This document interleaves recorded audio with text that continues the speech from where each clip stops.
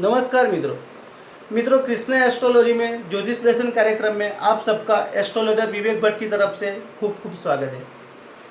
मित्रों, ज्योतिष शास्त्र में साथ में हमें नवमांश कुंडली और दशमांश कुंडली का भी अवश्य अवलोकन करना चाहिए।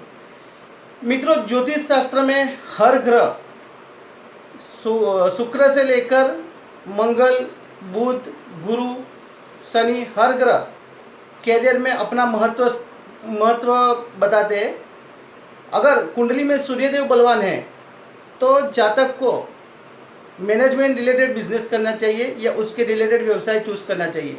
अगर कुंडली में बुधदेव बलवान है तो जातक को मार्केटिंग रिलेटेड बिजनेस करना चाहिए, उसके रिलेटेड कैरियर चूज करना चाहिए। अगर कुंडली में शुक्रदेव बलवान है तो जातक को कॉस्मेटिक का, कपड़े का या फिर लेविस प्रोडक्ट का, लेविस लाइफस्टाइल के लिए जो प्रोडक्ट यूज़ होता है उसके रिलेटेड व्यवसाय करना चाहिए।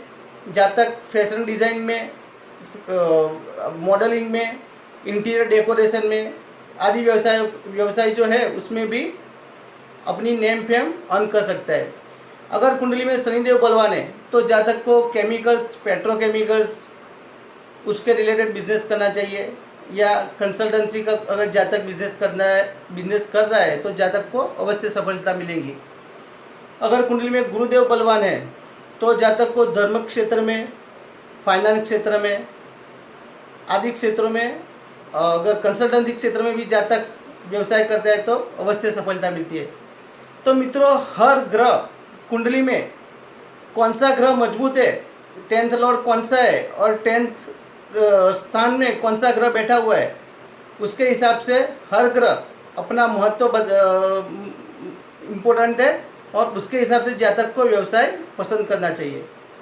मित्रों, आज हम दो बड़ी हस्तियां जो कि पॉलिटिक्स क्षेत्र में और बिजनेस क्षेत्र में अपने नेम फेम अर्न किया, वो दो कुंडली का, वो दो जो सेलिब्रिटीज़ बोल सकते हैं, वो दो सेलिब्रिटीज़ का आज हम कुंडली विश्लेषण करेंगे। सबसे पहले मित्रों हम बात करेंगे इंदिरा गांधी, जो कि हमारी पूर्व प्राइम मिनिस्टर थी। तो स्वर्गस्थ इंदिरा गांधी जी की कुंडली का विश्लेषण करेंगे।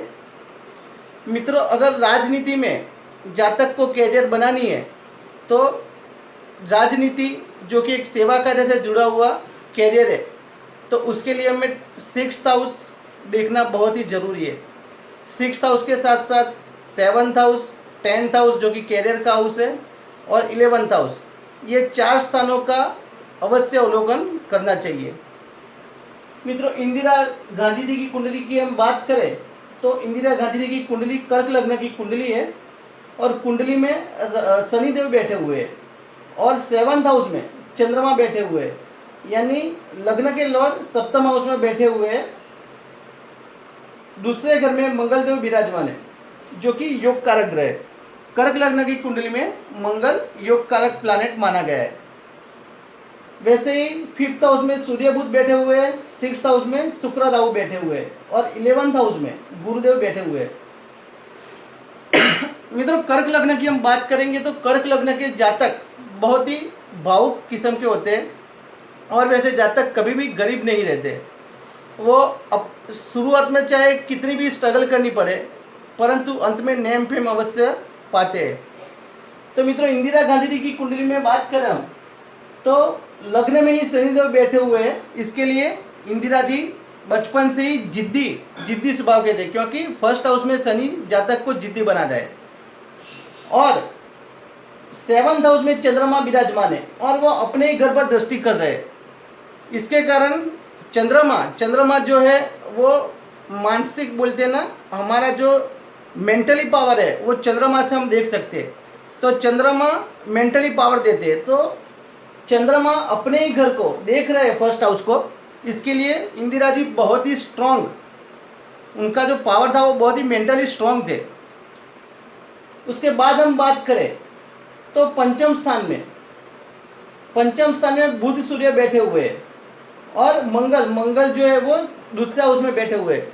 तो जैसे मैंने बताया कि कर्क लग्न की कुंडली के अंदर मंगल देव जो है वो योग कारक प्लानेट माने गए हुए हैं।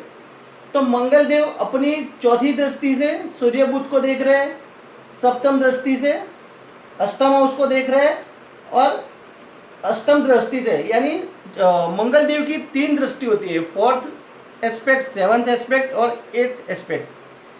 तो जैसे बताया कि चौथी दृष्टि से वो अपने ही घर को देख रहे हैं, सप्तम दृष्टि से वो अष्टम हाउस को देख रहे हैं, नवम दृष्टि से वो अष्टम दृष्टि से वो भाग्यस्थान को देख रहे हैं।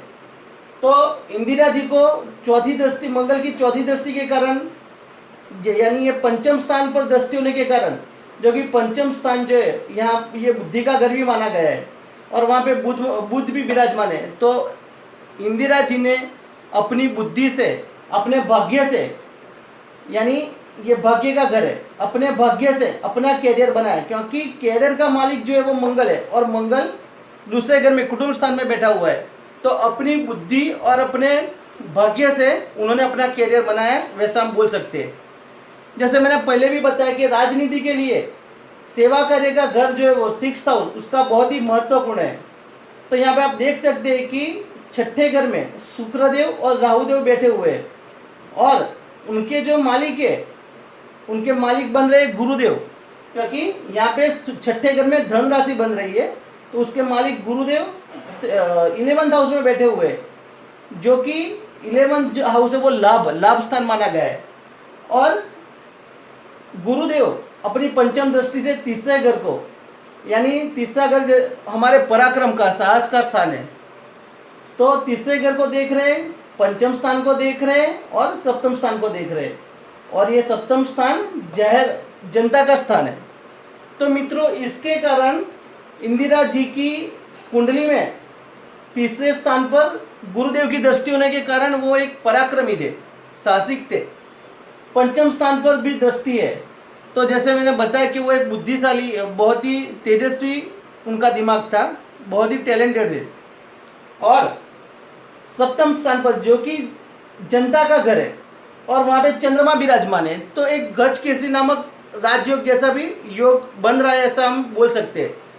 तो जनता के घर पर भी गुरुदेव की दृष्टि होने के कारण जनता का प्यार भी इंदिरा जी को मिला। तो मित्रों, ये गुरु की दृष्टि भी बहुत ही महत्वपूर्ण उनकी कुंडली में है। अगर हम बात करें कि छठे घर की बात करें जो कि सेवा कार्य से जुड़ा हुआ है, तो वहाँ पे राहुदेव विराजमान है।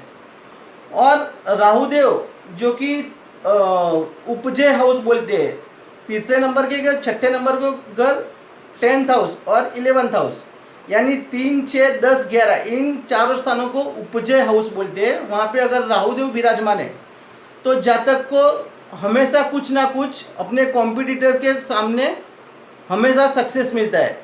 तो छठे घर में राहुदेव विराजमान है, तो हमेशा इंदिरा जी के सामने बहुत ही विरोधी थे, फिर भी वह उनसे कभी भी फेल नहीं हुए।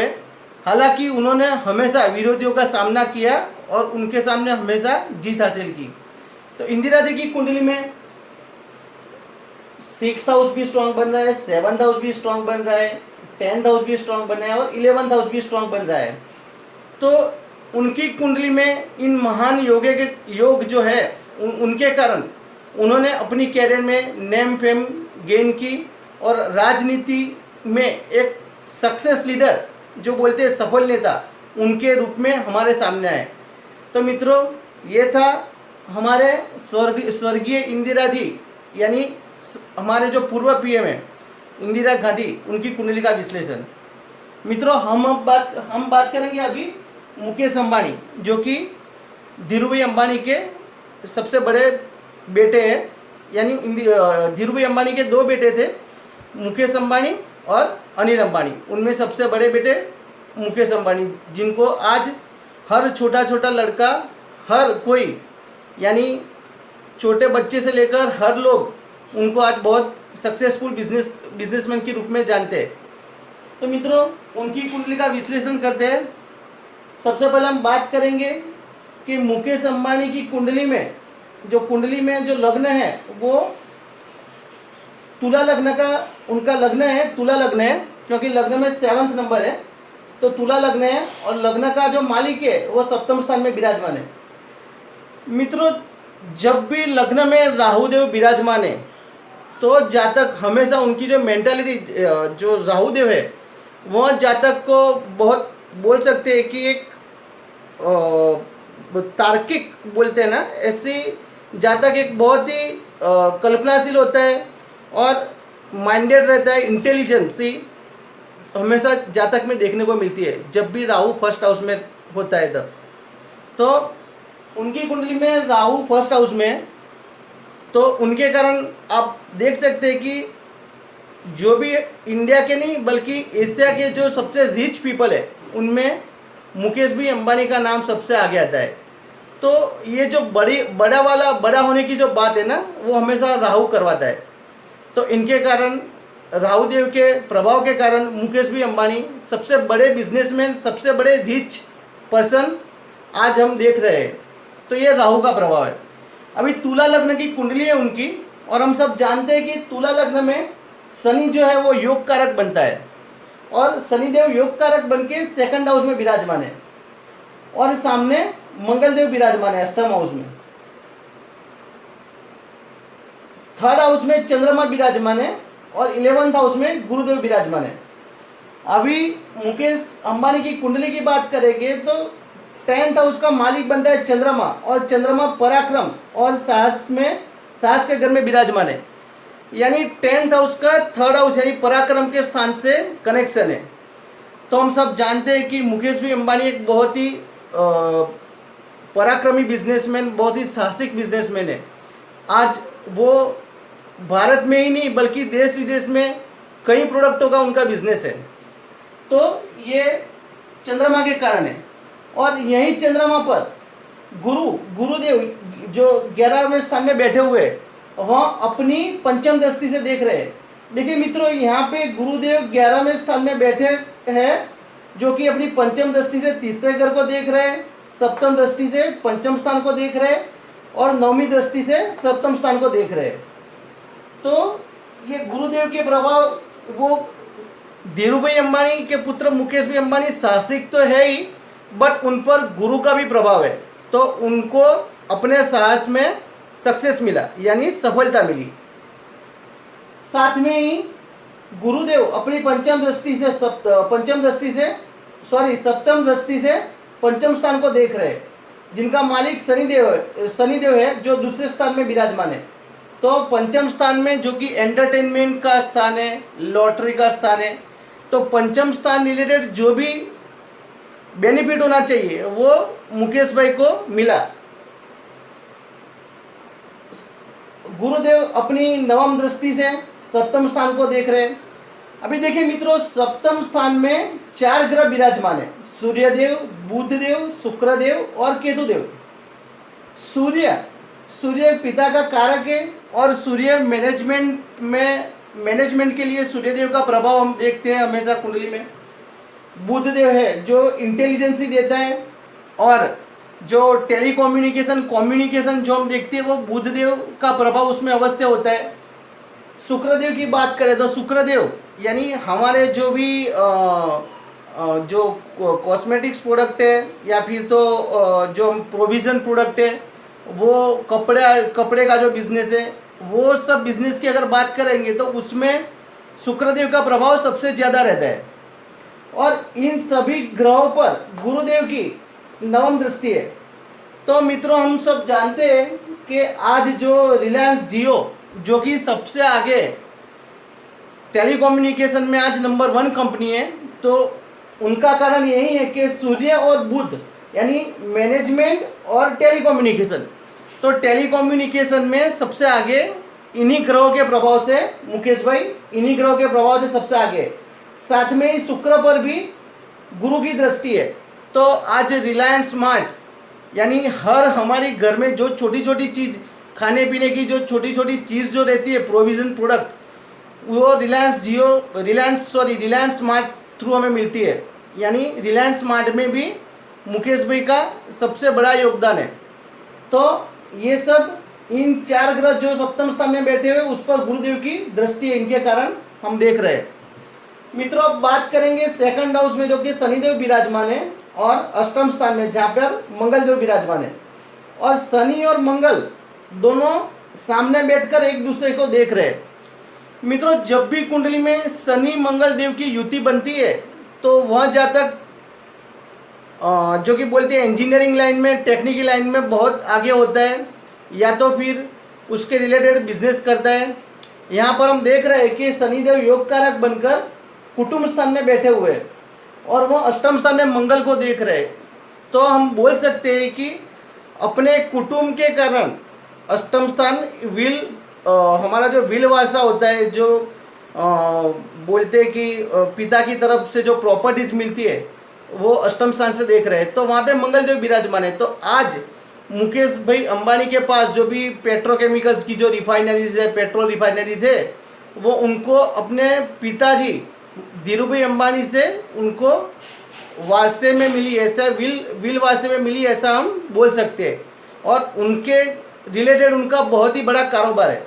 आज जामनगर में जो रिलायंस रिफाइनरी है वो इन्हीं के कारण हम देख सकते हैं कि शनि मंगल दोनों आमने सामने, यानी टेक्निकल प्रोडक्ट में जातक को बहुत ही ऊंचाइयों पर ले जाता है। तो यही ग्रहों के प्रभाव से आज मुकेश भाई अंबानी नंबर 1 बिजनेसमैन है, ऐसा हम बोल सकते हैं। तो मित्रों, ये था मुकेश भाई अंबानी की कुंडली का विश्लेषण। और आगे जो हमने किया वो था स्वर्गीय इंदिरा जी की कुंडली का विश्लेषण। तो मित्रों, आज हमने कृष्णा एस्ट्रोलॉजी के माध्यम से आपके सामने 2 कुंडली का विश्लेषण किया है। वैसे भी और भी काफ़ी सेलिब्रिटीज़ है जिन्होंने अपने कैरियर में बहुत ही नेम फेम गेन प्राप्त किया है। कुंडली के विश्लेषण में ये जो मैंने विश्लेषण किया वो लग्न चार्ट के हिसाब से किया, परंतु साथ साथ में हमें 10th हाउस, 10th लॉर्ड और जैसे मैंने बताया नवमांश कुंडली, दशमांश कुंडली भी बहुत ही महत्वपूर्ण है। तो नेक्स्ट एपिसोड में मैं जो कुंडली का विश्लेषण करूंगा उसमें आपको लग्न कुंडली के साथ साथ दशमांश कुंडली का भी विश्लेषण करूंगा कि वो प्रिडिक्शन में कैसे महत्वपूर्ण है, क्योंकि उसको देखना भी बहुत ही ज़रूरी है। तो मित्रों, बस आज के लिए मैं मेरी वाणी को यहीं पे विराम देता हूँ। नेक्स्ट वीडियो में ऐसी और सेलिब्रिटीज़ का विश्लेषण मैं करूँगा। तो मुझे आज के लिए बस यहीं पे आपसे मैं रजा मांग रहा हूँ। नमस्कार।